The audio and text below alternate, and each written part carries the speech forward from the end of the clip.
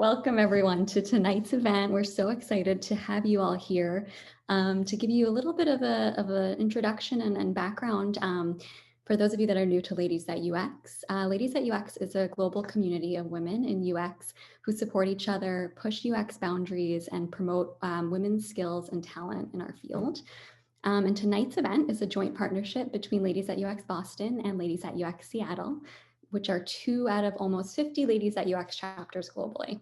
So my name is Lara Caveza, and I'm one of the co-organizers of Ladies at UX Boston, along with Katie Langerman and Olga Perfelieva, who are probably waving right now if you can see them. And I'm going to hand things off to Katrina, one of the co-organizers of Ladies at UX Seattle, so she can tell you a little bit about their chapter as well. Hi, everybody. Welcome. And thank you so much, Lara. Yeah, I'm super excited to partner with the Boston chapter on this event tonight. On our end, we have Rosie, Lillian, and Yila as our organizers. So thank them for putting this everything's together for tonight's event, and I'm super excited to hear from Meena and Megan tonight. So just give a quick intro of so this is a part of the leadership series, which is something we started back in April this year, and so the idea is that we started this initiative for the community to connect with UX leaders, ask questions, and share experience, so that our events in the leadership series are a little bit more targeted to mid-levels, to more senior level. However, anybody who are interested in learning about leadership is welcome to join. And so yeah, and then one quick note is that we have a upcoming event that's called Emerging Experience. It's coming up and we will be posting it on the Seattle chapters meetup page. And so I'll share the meetup page in the chat in a minute so you can join. And I just want to say welcome. And maybe you can tell us where you're calling from, or like from Boston or Seattle or anywhere else out of that, just for us to know. And with that, I'm going to turn the stage back to Laura. Thank you. Cool. Thank you, Katrina. So just a few housekeeping items before we dive into the talks tonight. This event will be recorded and posted on our YouTube channels. So if there's anything that you missed or you want to share it with friends, you can do that later. And then also, it's really important that our events are a safe space, whether offline or online. So please take a look at our code of conduct, which you can find in the footer on our website. But the short version is we will not tolerate any forms of harassment at our events. And you can use the chat to reach out to the co-organizers of the event. So please reach out to us for anything that we can do to ensure a safe space. And then finally, like Katrina said, we want to hear from you. So please introduce yourself in the chat. Tell us your name, where you're from. Tell us if you are hiring or if you're looking for a job. We'd love to hear from you. All right. So tonight, we are going to hear from 2 speakers on the topic of authentic leadership as part of the Ladies at UX Leadership Series. So Katie, if you wouldn't mind going to the next slide. Thank you. Here's our agenda for the evening. After each talk, we're going to have a few minutes for Q&A, and then we'll have a breakout session for opportunities to meet other folks with some questions to help guide your discussion around authentic leadership. So with that being said, let's get started. The first speaker that we're going to be hearing from tonight is Megan Robinson, who is a principal at eLeader Experience, and she's going to be talking to us about becoming a natural leader, the 4 pillars of self-leadership. So Megan, take it away. Oh, you're muted. Yep. Already off to a start there. Thank you so much. I am using my super fun new Zoom background, so everyone please enjoy the virtual background. But thank you so much, Laura, for introducing me. As you mentioned, my name's Megan, and I am so excited to be here with you guys tonight. We're going to have a really great a lot of fun. I've got a lot of topics to cover about being a natural leader and how that really applies to your self-leadership. And I love this topic and this name because I feel that leadership often feels so distant from us. It feels so esoteric, it feels so far away.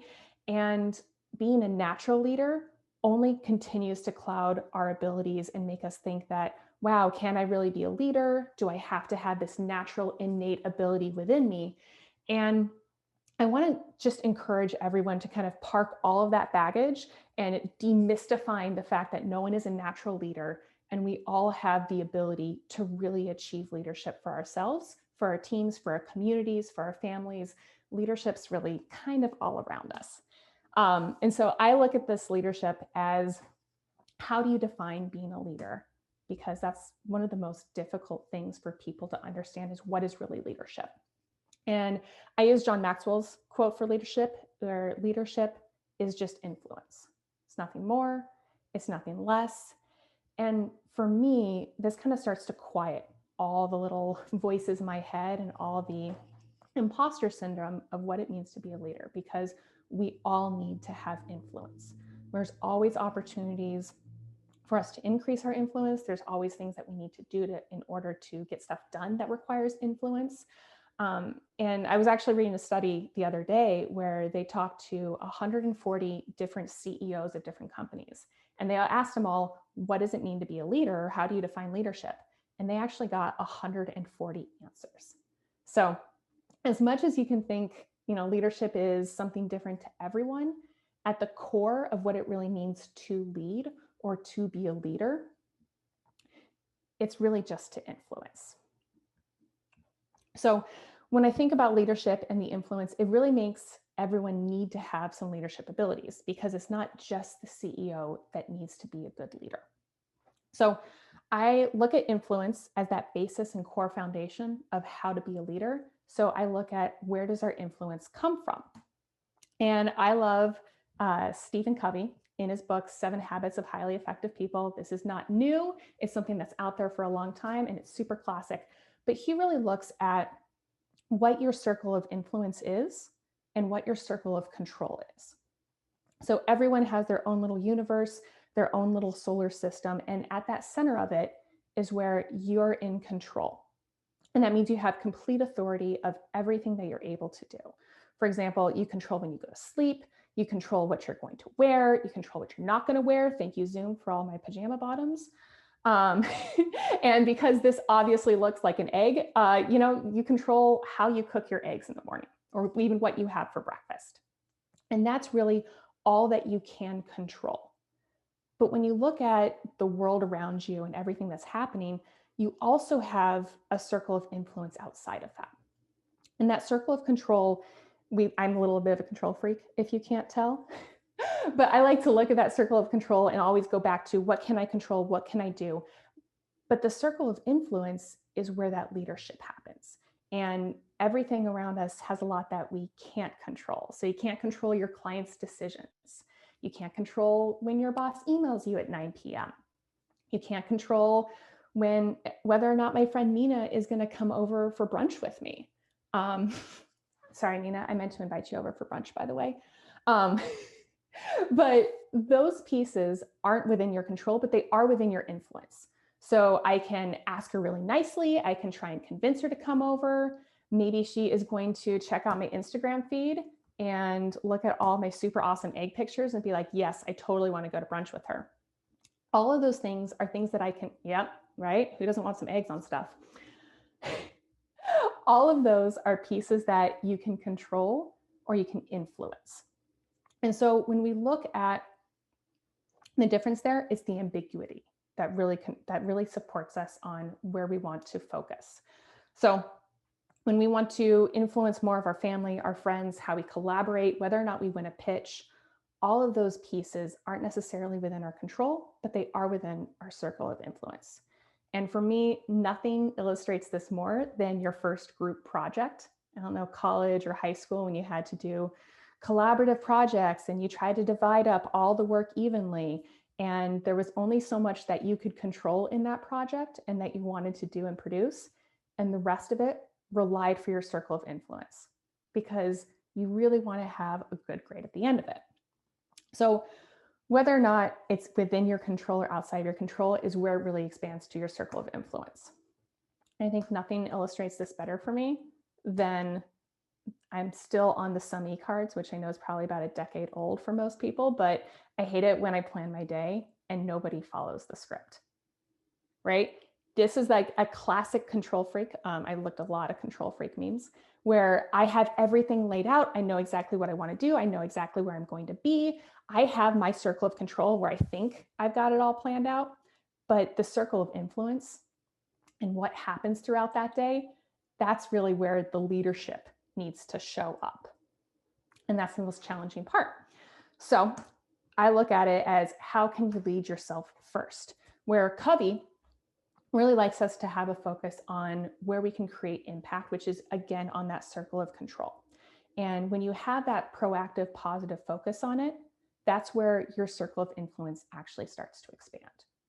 And that's where that self-leadership first really helps you gain more influence and more leadership for others. And when I look at whoever a natural leader is, it's because they're doing their own self-leadership. It's because they're internally driven and focused and know where they're going, that other people want to follow them on that journey. So I look at what is within that circle of control and how do I focus on it? Because this is about how to be a better self-leader. So we need to know where we can start. So I look at what we can say, right? We are 100% control in what we say. Even the emotional word vomit that comes out of our mouths every once in a while is within our control. So what we say really, really matters when we're leaders, when we're focusing on what we can do. And women use an average of 20,000 words a day. The average book is 100,000 words. So every single week, you're writing your own story. You're speaking an entire novel. And so choosing the words that you say really has an impact on your circle of influence. The second thing is what we do, right? We're 100% control. Like I said, you can make breakfast, you choose what you're going to wear. When it comes to leadership, my favorite quote that people love to say is, do as I say, not as I do. And I don't know how that ever came into existence, but I'm going to face it, it doesn't actually work. No one in their right mind says, yes, totally, I'm going to do what you say, and then ignore everything that happens for what you do. And really, I look at that as lazy leadership. No one wants to follow that person. They're inauthentic. They're not doing what they say they're going to do. They're not being a leader. They're not setting that example. Next one is you're in control of what you think. And this is one of those unique things. I'm not going to go to all the neuroscience of it, but humans are some of the most intelligent organisms on Earth. And we have the ability to think and react to situations, but we also imagine and reflect. When we're being able to reflect on stuff, that's where we do the deeper work. That's where we do the deeper analysis that helps us grow and helps us be better leaders. So we're able to plan for the future. So the final thing within your circle of control, what everything kind of falls into, is how you feel. And emotions are all kind of icky and sticky sometimes, but really how you feel, you have quite a bit of control over it. And I saw conflicting research on this, but it's anywhere between 6 to 90 seconds is what it takes for a reaction for you to happen in the body. Emotional, visceral reaction. You see something, you're afraid, you feel something, you're happy, you're in love, whatever it is, 90 seconds, your brain starts pumping hormones and chemicals throughout your body and it's absorbed. After 90 seconds, it's actually your choice on whether or not you want to continue to fuel that emotion or whether or not you want it to stop. So if you've spent all day worried about something or belaboring a point or fighting with someone over something that you don't even care about anymore because you're emotionally attached to it, that's a decision that you're making. And it's something that you are actually able to change. So when we think about what we can say, what we do, what we think, what we feel, as the core elements of within our circle of control, these really affect our leadership in a couple different ways. What you say, do, think, and feel affects what your direction is, what your responses are, and your approach. All those elements really start coming out in a leadership. So we're going to take a couple minutes and just quick hit these ones and talk about what you can say, do, think, and feel so that you can have better direction, you can have a stronger response, and you can really attract your approach so that people are able to take notice. So first one, your direction. And I love talking about vision building and goal setting. And let's face it, nobody wants to follow a leader that doesn't have direction. That's like the core principle, right? You got to know if you're going to have influence, what are you influencing? What's your end game? Why do you want that? And so I look at really that direction or that vision as three different components. You've got the vision, the how, and the why, and they all work together to create a really strong direction. First piece is that vision.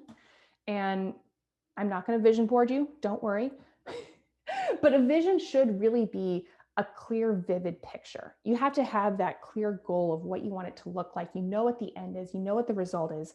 And I love Mark Limpton's quote, where he defines vision as a vivid picture of a specific destination that's both descriptive and challenging. So no one has a vision of what am I going to eat for breakfast this morning. Again, I'm really focused on the breakfast today. I want to do breakfast for dinner, so that's coming up later. But you really want to have a vision that's going to challenge you. It's something in the future, and it's very, very clear picture. The second component to a really strong direction is having a strong how. This is what your plan is. This is the goals, the benchmarks, the little pieces that chart your path towards that bigger vision.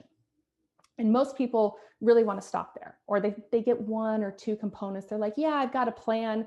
Maybe they don't have an end goal and picture in mind. But the plan's always the easiest part, at least for me, because again, control freak, love to plan. But the third element to having a really strong direction is your why.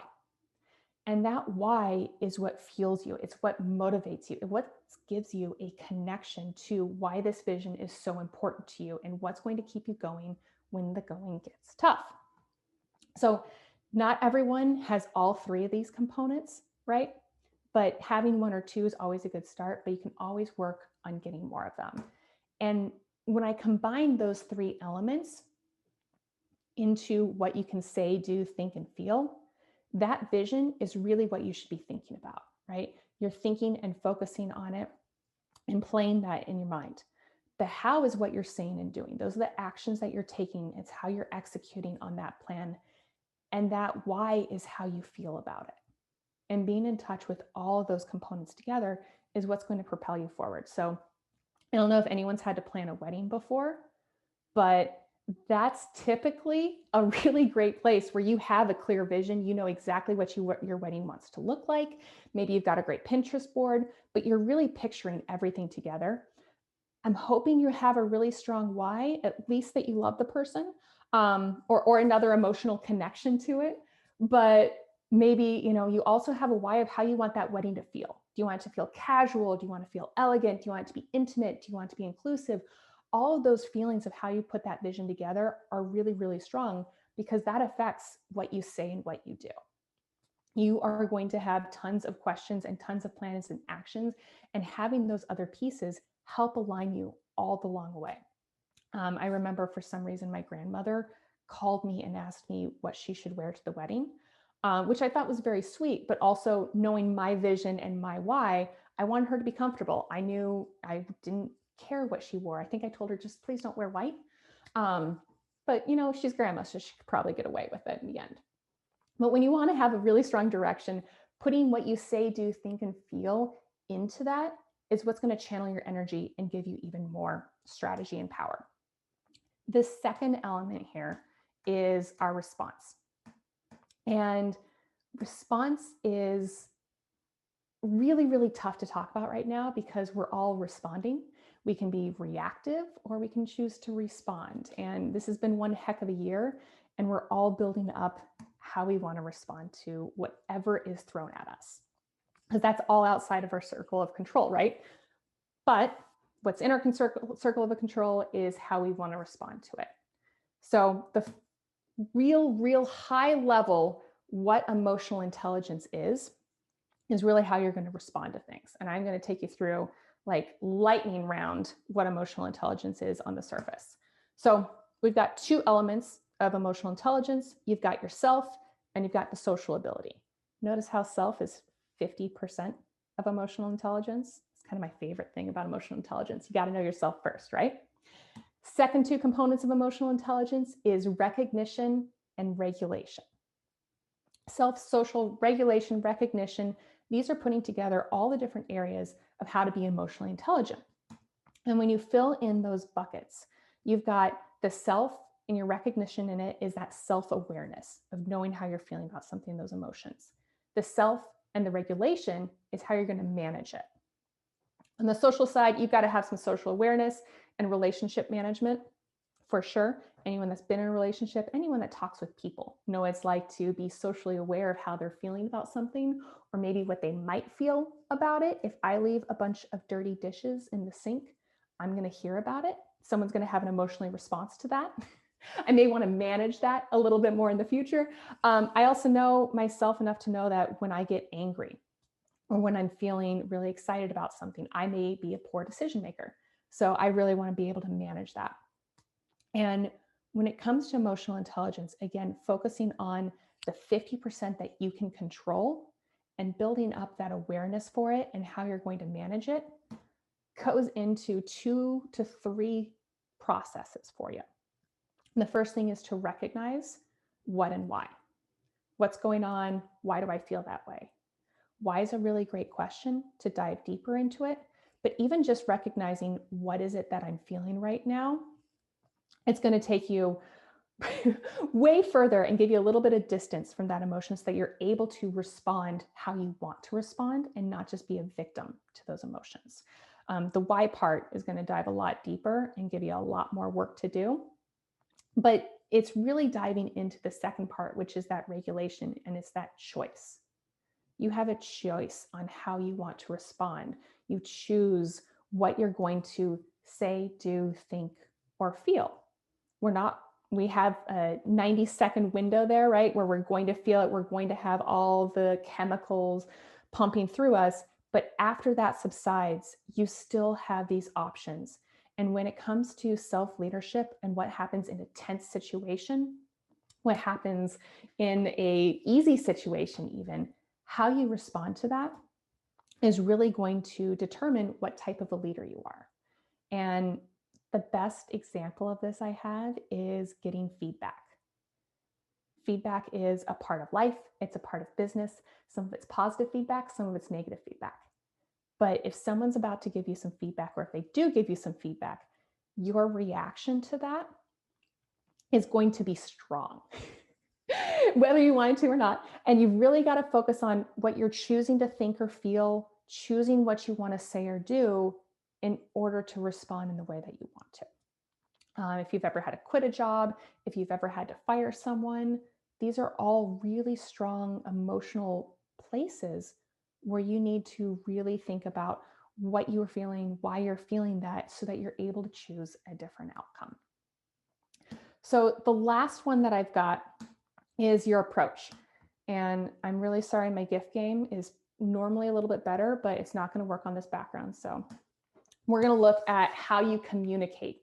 And so high level models of communication, we've got 3, right? I think some people have heard this before, some people may not have heard this before, but we're all incredibly aware of it. And that's that we communicate through body language, tonality, and words. That's typically how we receive all of our information. That's how we're communicating with each other. Unfortunately, guys, words is 7% of our ability to communicate. So when we're texting, when we're writing an email, we're only using 7% of our ability to communicate what we're thinking, feeling, what we need that other person to know. So this is why that email chain, sometimes it just works to pop on a quick call, talk it out with someone, because you always read an email negatively. No one ever hopes that the email is positive. And if there's any scent of cynicism in it, we're all just reading the words because we're adding our own tonality to it. Email has no tone. 38% of your ability to communicate. So if you just pick up the phone, you have quadrupled, 5 times, sorry, not, I don't know the word, quintupled your ability. Your ability to communicate. And that's really important because especially if it's in a tense situation, if it's an easy situation, if it's a relationship building, you need to be able to communicate as effectively as possible. So for everyone that's doing math out there, that means body language is a whopping 55% of our ability to communicate.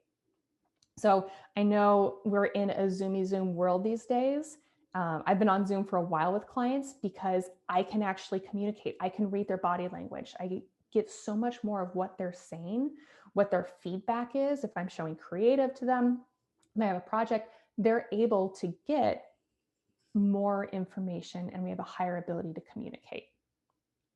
So my favorite sea witch, I think, illustrates this the best. And I'm not going to say it out loud, but I'm sure in your head you're playing what Ursula likes to say about body language, because let's face it, Ariel can't talk for like half the movie. So when we look at what we're communicating and how that is within our sphere of control, what we're saying is that 7%. What we're thinking and feeling is going to cover up that 38%. And then what we're doing is going to be that 55%. So just a little bit of food for thought as you're going through your communication and what you want to be saying, because I think that Schitt's Creek does the absolute best job of reading body language. In this, it's an, oh my gosh, no, yes reaction that we're seeing here. So he's so quick to turn it, and immediately you see that body language from shaking his head no to nodding it yes. I don't know if you've ever been in a meeting with someone where they're like, yeah, I really want to do that. And their head is just shaking back and forth no, and they're so closed off to it, you can't take the words they're saying seriously. So I want to leave you with one of my favorite quotes from Buddha, which is, I know how cliche of me, right? What you think, you become. What you feel, you attract. And what you imagine, you create. And I think that ties up your self-leadership incredibly importantly. So my big question to you is, how are you leading yourself?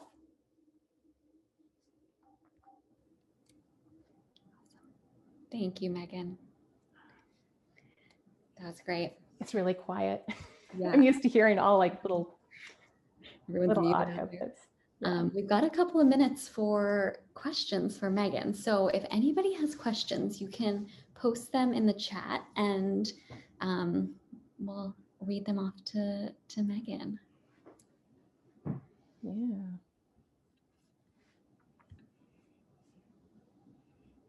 Like that quiet bit. Quiet. Yeah, no one wants to be the first one to ask a question, right? Especially when it comes to leadership, it's putting yourself in that real vulnerable position of like, am I a good leader? Yeah, this is Katrina. I guess I will ask the first question. Thank you so much, Megan, for presenting. So I guess like from your journey of like becoming a leader, like when, like, was there like just like one day that you kind of like thinking that, okay, I want to become a leader, or is it just something that kind of like naturally comes to you, or like as your career path goes? Let's try to understand that. Yeah, no, that's a great question. So there were a couple key milestones that really gave me the opportunity to step into leadership. But, you know, as I started coaching and looking at what it means to be a leader more and more, I realized that there's those elements of self-leadership that you're bringing to the table every day. So I remember client relationships that I was put into where I had a really clear vision of stepping into a very challenging role, what I wanted that role to be like, what I wanted it for my team. I actually collaborated with, I had a business, and my business partner, her original partner, unfortunately passed away, which is kind of a sad story. So we're not going to lament on that, but it definitely shook a team. And we were a group of contractors at the time, all working for one business and white labeling underneath those services. So no one was really an employee. And I watched that team and that group come together to really want to see that vision through. And that was kind of my call to leadership at the time, actually, where I had started my own business. I was on my own. I didn't want to lead anybody. I was like, I'm just going to do my own thing. It's going to be amazing. No one's going to hold me back. And then I watched this group and this community fight to survive through a really challenging time and step into a place where I was able to support and guide them through that transition. So sometimes it's really obvious.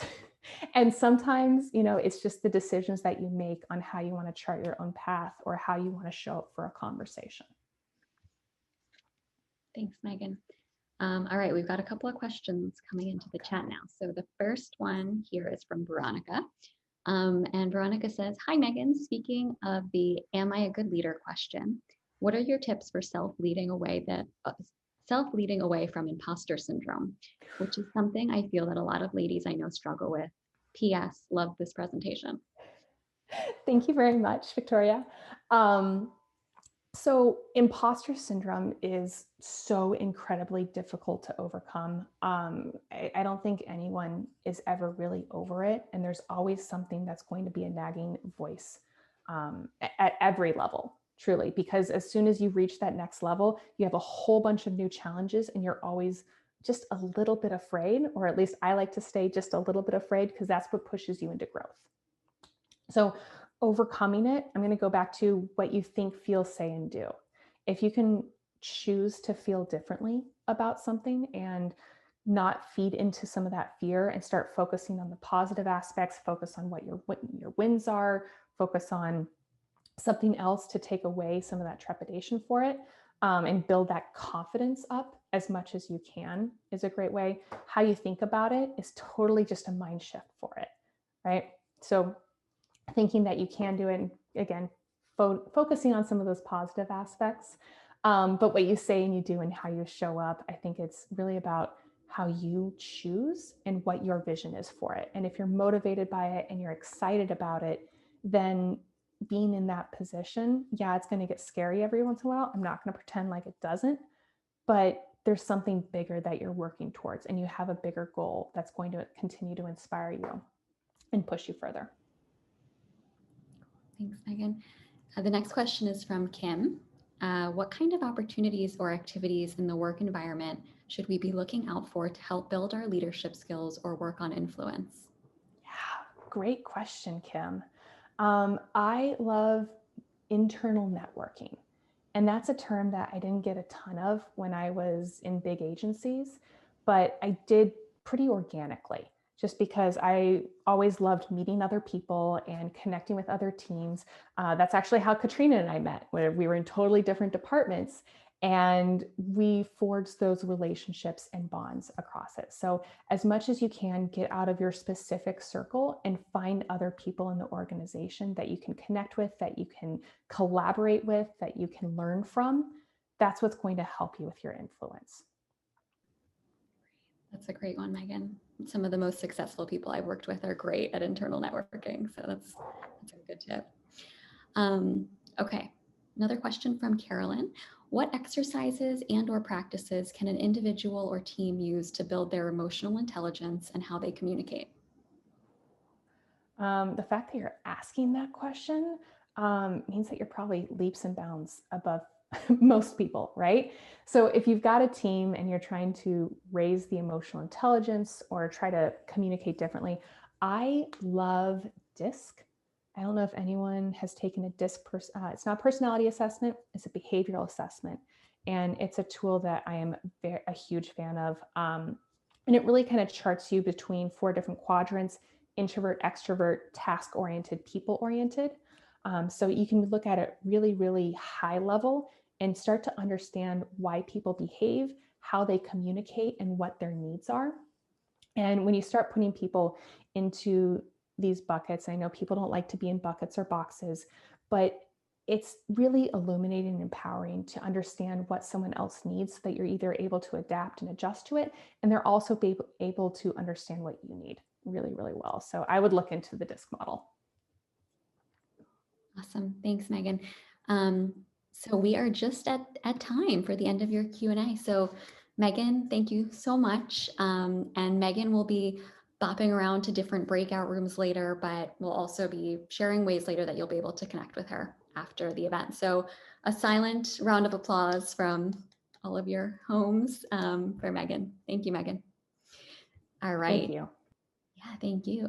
So up next, we're going to be hearing from Meena Kothandaraman, who is a founding member of Twig and Fish, a research and strategy practice based in Boston. And her talk tonight is called Does Authentic Leadership Exist? Challenging Our Perspectives. So Meena, you can take it away and share your screen. Awesome. Awesome. Just give me 1 second. make sure this works.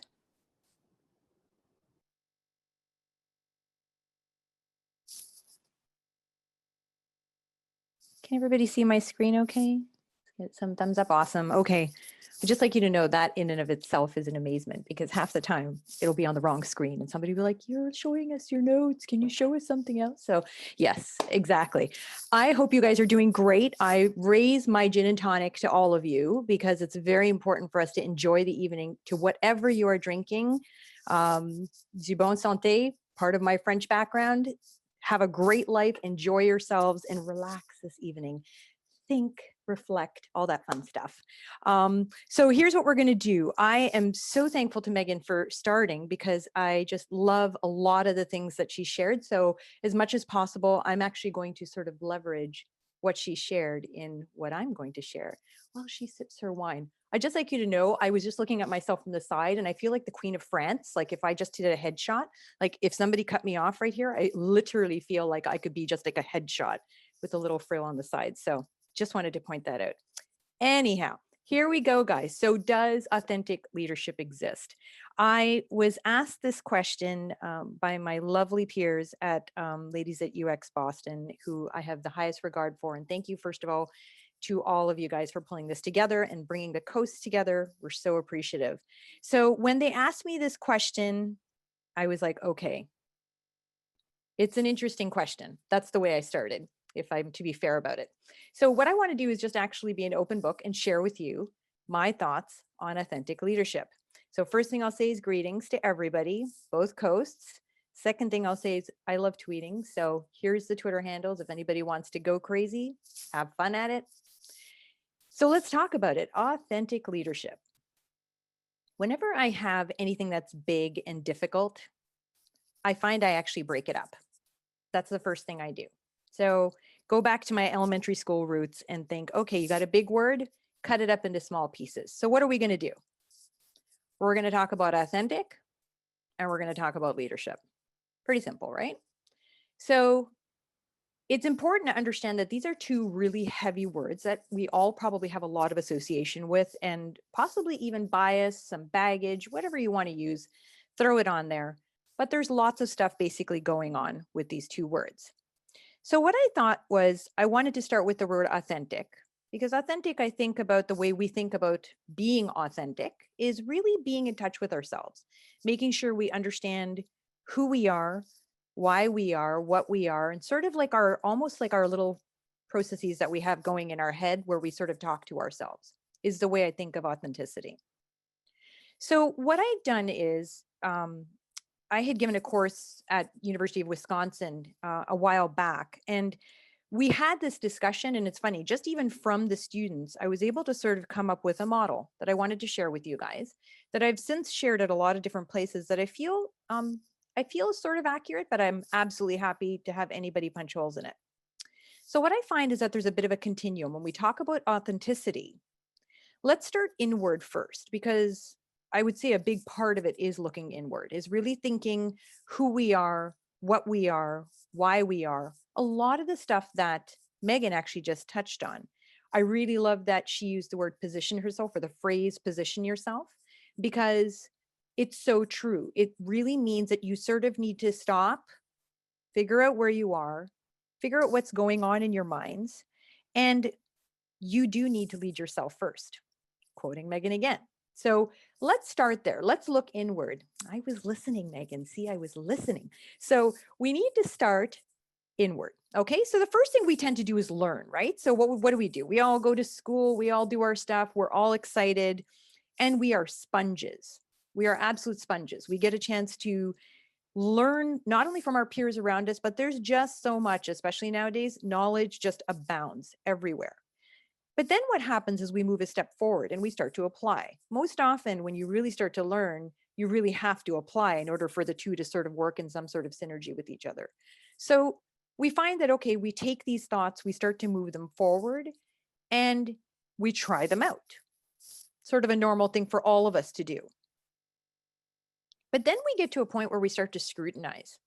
We start to go, okay, I'm applying this, but is it really what should be applied right now? Maybe something else should be applied. And we start to sort of question ourselves. We question possibly our frameworks.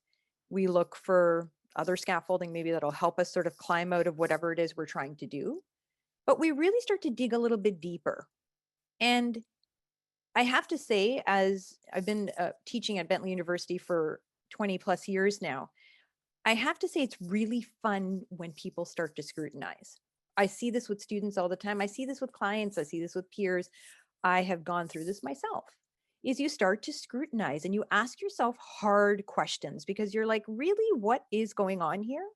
And this is all, again, in your mind. It's your little playground. Have fun with it and really you sort of give yourself permission to look around and explore. But then something really interesting happens. You can only, and I used the word, I was thinking about what word to use here, but I used the word stew, but I realized stew can sort of be construed in a negative way, but I do not mean it negatively. But you can only sort of percolate. Coffee, okay, let's take percolate. You can percolate, Rosie. So you can percolate for so long before you start to actually let go of some of these thoughts. They start to come out. And now we've moved from our little playground inside our heads to let's get it out there, because you're boldly taking that step forward and thinking, okay, I'm actually going to challenge.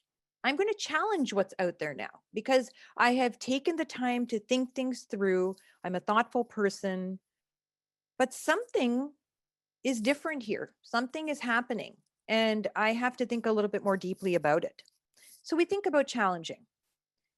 And then what do we do? Well, it's not good enough, as we all well know, it's not good enough to challenge. You also have to think about, okay, you can't just say this doesn't work. You also have to think about new ways of looking at this and possibly even providing solution. And that's where I feel there's a bit of growth, a little bit of fun in each and every one of us. And that happens repeatedly. We start to discover, we start to look at things in a different way. We start to connect dots in ways that are really, really powerful. And we start to see beyond just the basics that we might have been taught. And then finally, the biggest thing is we start to contribute. And I think when you get to that point of contribution, that is when you start to really feel like, okay, I can do this. I sort of didn't know what to call this. This is sort of, if you think of the horizontal axis, literally, the continuum is experience. It's really understanding what it is that you're going through. It's understanding all of those inside emotions, so much of the say, do, feel framework that Megan just touched upon.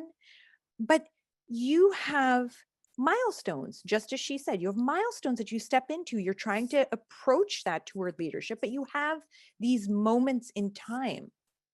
Now, the best part about it is, I'm going to layer this with a little bit of my own personal opinion, is it's not a one-time shot. I feel like a lot of times the way it's presented is you go down this path and boom, you've started to contribute and you must be a leader. Ta-da, it doesn't work that way, guys. And I'll say that from my personal experience. I'm sure one of you will say, you know what, Meena, I can prove you wrong. I absolutely believe you can, but I'm going to speak very specifically here to my own experience as a woman, as a colored woman, as a woman who's gone through 30 years of this funny industry and had to deal with some interesting stuff along the way. Laura, I'd like you to know I didn't swear. You should be very proud of me. So literally, I go through this and I think, okay, you know what? This is actually very much a loop. And it's almost more than a loop. It's a bit haphazard because there's some things I am still learning about now, which I absolutely love. And there's many things I feel that I challenge. There's a lot of things I'm scrutinizing inside my head still, but I'm not going to say it out loud.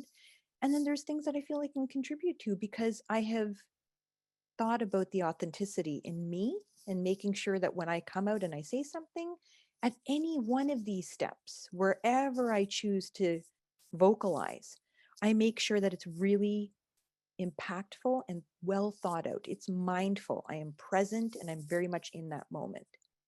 So I sort of give this to you as my description of authenticity in my world. And share this just from my personal experience, and it's something that I love talking about. So hit me up afterwards if you ever want to chat more about this. So that's authentic, right? We feel good about authentic. Now let's talk about leadership. Okay. So leadership, really interesting word. I will be very honest with you and very upfront. I get asked very often, so do you consider yourself a leader in this field? And my straight out answer is no. My answer is solidly no.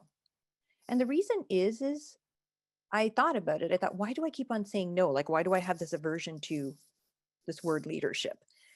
And I thought about what it was. So I actually went back, and this was quite a few years back, and I started to think what actually inspires me? Like what do I think about? How do I think of leadership, and how do I sort of embrace that concept of leadership? So what I did was I decided that instead of looking to other humans, I thought actually animals teach us a lot more about leadership. Sometimes I think animals are a wee bit more compassionate than humans as well, but we won't go there. Let's not talk about that. Let's just talk about the animals. Okay? So animals, in case anybody wants my slides, I know you're probably dying for them, but here they are. So animals, all right? Let's talk about lions just for a second. And I'm showing you 4 examples, guys. This by no means is exhaustive, okay? You can pick up whatever animals you want to, but I'm just going to go through a few that I thought about. I thought about lions and tigers and all that stuff, but let's say lions and their clan, their team. Very role-based, wouldn't you say? There is one person in charge to keep security at bay, make sure everybody's safe. You have the person who runs out to get the food. You have the person who also takes care of straying little ones that go off into different places where they shouldn't be. And you probably have somebody who's in charge of the family portrait. Just making that one up. But the deal is that there are roles. It's very role-based. It's everybody's sort of got a job to do. You put your head down and you sort of get it done. So I thought, okay, there's lions. There's also elephants. Love elephants. I absolutely adore elephants. Elephants are interesting though. Thought about that a little bit more too. Talk about leadership. We all know the matriarch, right? The matriarch leads. And in some interesting way, if there is ever an impasse where they don't have an answer, the matriarch just forges forward. They're wise, they're based on experience, they have that knowledge, that depth, that just instills confidence. They all move forward. They follow the matriarch. So I thought to myself, okay, that's really nice. Is that how I consider leadership? And there are big ones or small ones. There's a lot of love. There's a lot of caring. There's much compassion, not only to the people in their own herd, but sometimes to the ones outside of them as well. So much compassion. Okay, that's a really good thing. So there's an element I want to sort of take away as well. Ants. Who doesn't love ants? Come on, man. Ants, right? Ants. And then you notice that there's the one in the middle, right there. That's supersized. Supersized ants. What do? That's the queen ant. Queen ant literally tells everybody what to do. Really not a lot of thinking going on. There's just a lot of action. Just do it, go, go, go, run, run, run. And then, yeah, I might mate with one of you and you'll die.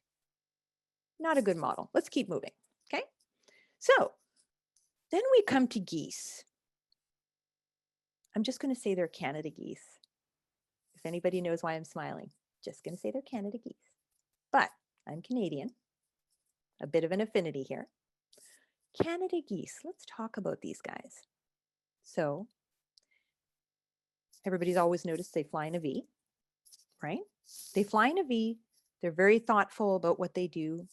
They honk to support each other, right? It's very rare that you see geese flying overhead and it's super silent, right? They think about each other. They honk. It's to support each other. It's to encourage each other. They always fly one above the other. It's never flat up. There's always a stilted approach. Why? It helps draft the air. It's for energy. It's to create good energy for that person up front who's leading the team.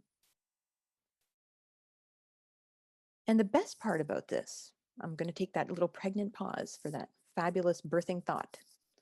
The best part about this is that when the leader actually gets tired, they start to drop. You'll notice interesting stuff.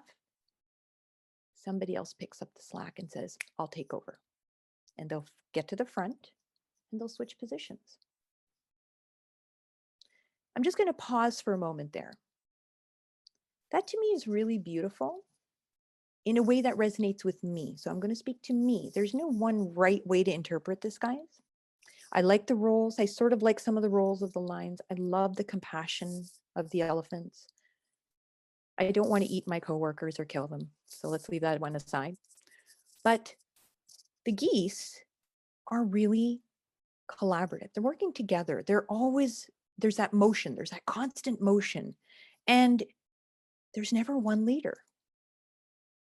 And I think that in some ways, I really thought about that deeply. And I thought, I like that because you know what? There are times that I have led, and there's other times I am more than happy to follow. Because somebody else who actually might be a little bit further down in their belief of their authenticity and sort of a little bit further back in the pack, actually at that precise moment, based on what is going on, can actually step in and be the leader. Which is why when people ask me then, and I had to sort of scrutinize this for myself because I don't like it when I answer a question going, I'm not a leader. I don't really they're like, why don't you think you're a leader? I'm like, not a very good answer, right? So I should have something. And I really thought about it. And this is what I believe it should be. So it's easier then to talk about what it isn't and why it isn't. This is just my world. And this is how I deconstructed something that I felt was hard. Because unfortunately, as I was moving through my career, most of the people that I would be able to look up to were not women. And I really miss that. I really, really miss that. And now I cherish so much of what we have in a way that it's sort of hard to almost comprehend sometimes and even communicate.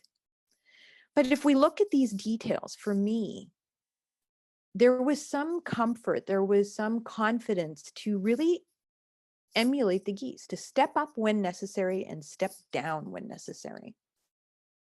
You know, I think of my colleague that I work with. I've managed large teams and now I'm in a practice of micro agency, nice 2 people. But there are times when, you know, even though people will say, oh, well, you have so much more experience than her, they make these grand assumptions. But I look at her and I go, wow, there are some things I'm just so happy to literally sit in the back seat. She takes over. She knows exactly what she's doing. She's absolutely brilliant. So I've done this with clients. It's not that any one person in my book has to lead. It's everybody has to get to the goal. We all have to support one another. That is a big part of it. But I think there's that choice, back to what Megan was saying. We have the choice on how we want to respond. We have the choice to do these kind of things. We have to think about those choices carefully. So I asked a very similar question, same way that Megan did. What does authentic leadership then mean for you? So you think about these moments, you think about where you position yourself, you know, in this large spectrum of things. You might think of some other animals, you might think of people, nothing against that. You might think of somebody, but what drives you? What gives you that sense of, you know, Shifu from Kung Fu Panda, of inner peace, right? It's that inner sense of balance. It's that inner sense of comfort and confidence. And the authenticity part, I find, you know, people do worry. There was a question on the imposter syndrome, and I do believe that exists. I'm never going to say it doesn't. But the thing is, you know, be happy with yourself, be authentic to yourself, and it becomes easier. It really does. And I can say this from all the times I've been in a meeting and been a single female among so many other males. It does make that difference. So our question to you is really, and I hope I'm not over time, but our question to you really is, what is authentic leadership to you? So we'll move into our debrief, but I just wanted to say thank you so much again for letting me share my thoughts. I appreciate it. Thank you so much, Meena. And a silent round of applause for Meena. That was wonderful. We've got a couple of minutes for any questions that anybody has for Meena. So same thing again, please put them in the chat and we'll read them off. I'm just smiling because my eye went right to pizza in the chat. That's what just saying. And I know Rosie had a hand in it somewhere. I'm sure of it. Positive.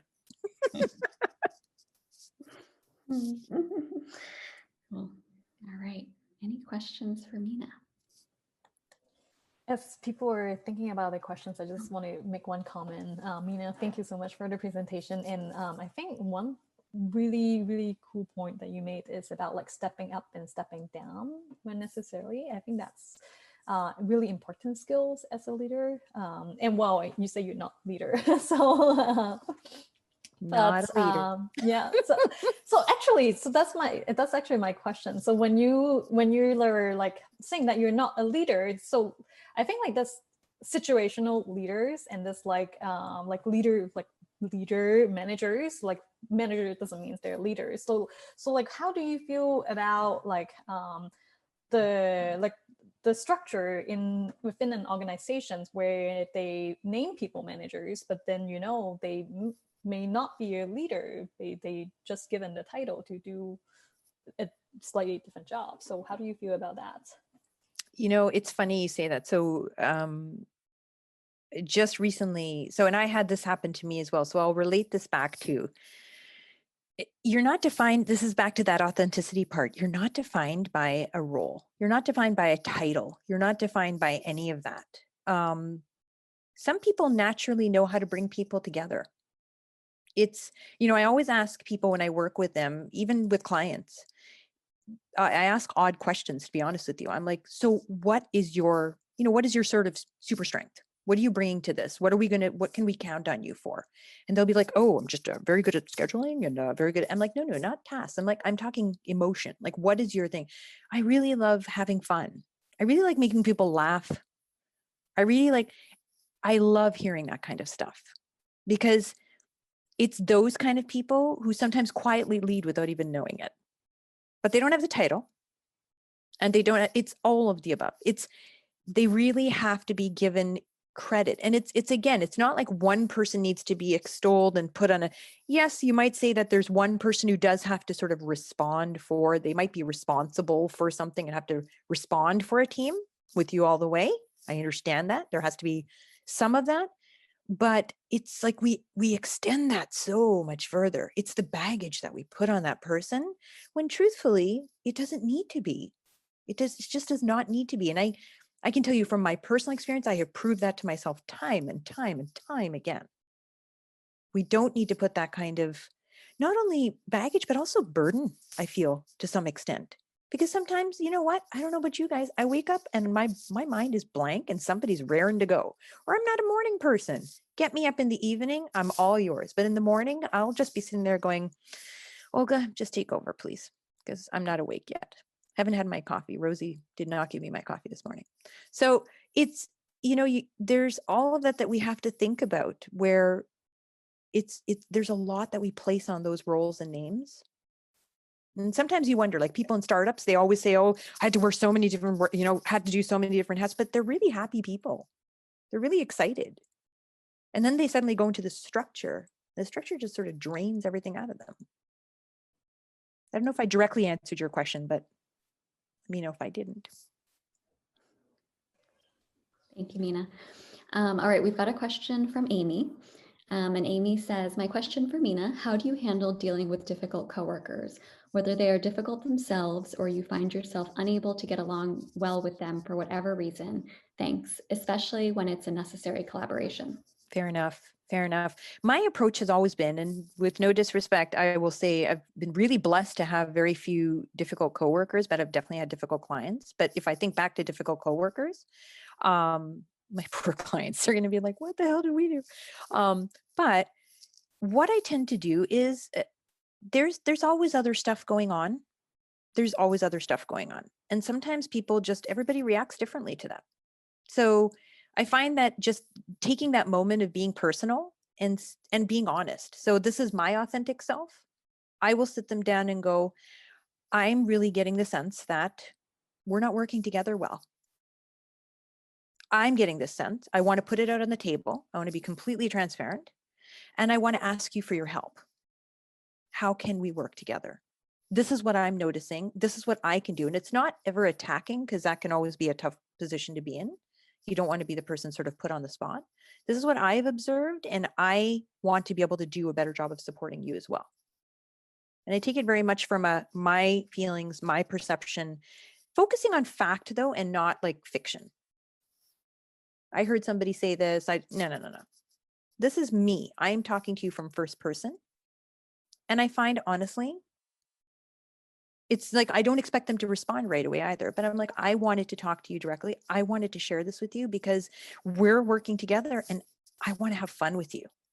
I want to have a really great time. And I'd love to be able to figure that out. Now, you might say, Meena, I'm not that confrontational. I would never do that. That's a bad idea. In which case I would say, write it down. Write it down really politely in a way that you feel comfortable with, and share that with them either via email or share it with them. I know it sounds silly, but I'm very old style with research tools and artifacts. Drop them a letter and let them read it so that they are aware. And sometimes it might just be like, oh, I didn't even realize that, because I don't know if I think I've said this so many times with ladies that UX when I've spoken before. There's a book called The 4 Agreements that I love. And it's just about 4 basic agreements. We grow up with so many agreements thrown at us, applied to us, and, sort of imposed on us. But there are 4 that we cannot break. There are 4 that are pristine. Speak impeccably. I believe Megan just did a great job of talking about that and talking to that. But be impeccable with your word. Take responsibility for your word. Don't say nonsense and then afterwards go, no, that's not what I meant. Well, that came out of your mouth. I'm so sorry. You are responsible for that. So you need to take some responsibility for it. The second one is, don't make assumptions. Wow. I hate to say this. I still struggle with this one. I make assumptions left, right, and center. So I try to just put it out there. Don't take things personally. Sort of not that great at that one either, but I'm working at it. And finally, do your best. Always do your best. And if we sort of have those in front of us, I find as a basic tenet to communication, it can bring people together. I had great leaders around me who inspired me and didn't always see eye to eye with me, but we were very open and honest and transparent with one another. And I think that really impacted me in a wonderful way. I hope that helps. Thank you, Meena. So we're just about at time to head to our breakout sessions. So everyone, please join me in thanking Meena. Meena, there's a couple of other questions and comments in the chat. So maybe take a look at those, and folks, you can talk about those things in your breakout too if you have more questions or more things to chat about. So again, a round of applause for Meena. Oh, thank you. Thank you so much, Meena. And before we go into the breakout sessions, we're just going to share with you a little bit of what it will look like, because we're going to try something a little different, bit of an experiment. So please try it out with us. But you'll be put into a random room of about 4 to 5 people, and our goal is really just to give you opportunities to meet different people in the field. So when you get there, please, introduce yourself, talk about where you're from.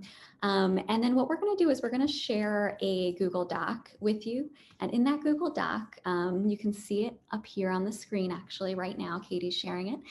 In that Google Doc, you're going to see some quick instructions. So you'll pick a note taker in your group, and then you can scroll down and you can see some prompts that Meena and Megan have put together for you to help guide the discussion, and their prompts related to their topics.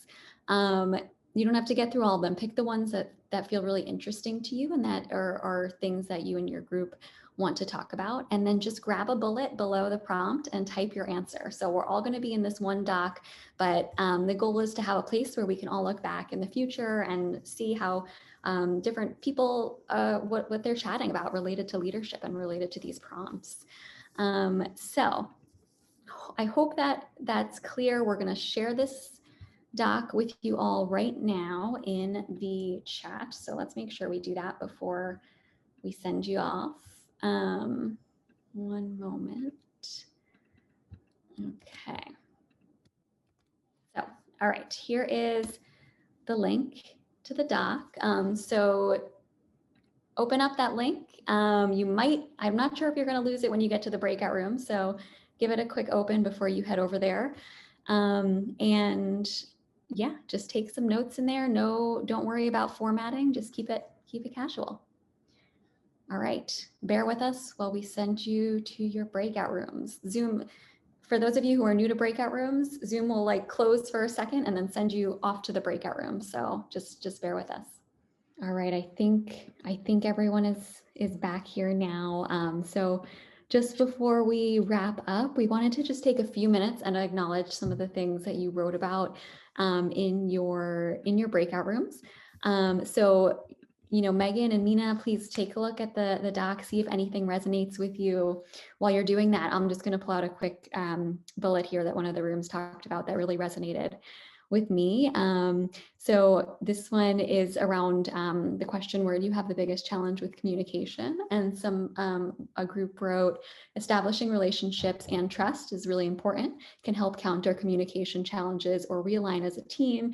Speaking frankly is easier when you have relationships. And this really resonated with me as a design manager. I mean, this is one of the most important things that I think about with my team is if we don't trust each other and we don't have like opportunities to bond with each other, then how are we going to give each other, you know, good design feedback and those sorts of things that we need to be able to give to each other. And we need to be able to trust each other to know that it's not being done with any malice. So that really resonated with me. Megan or Meena, anything in there that resonated with either of you? Just popping in it now. I was having such good conversations. You guys, I love breakout rooms. Thank you. Absolutely. I'm so sorry, guys. I'm also looking through it. I might not be able to be too speedy. And so much nicer when I can just hear everybody and punch in and out and see what's going on. And of course, I got in a group that was so fascinating.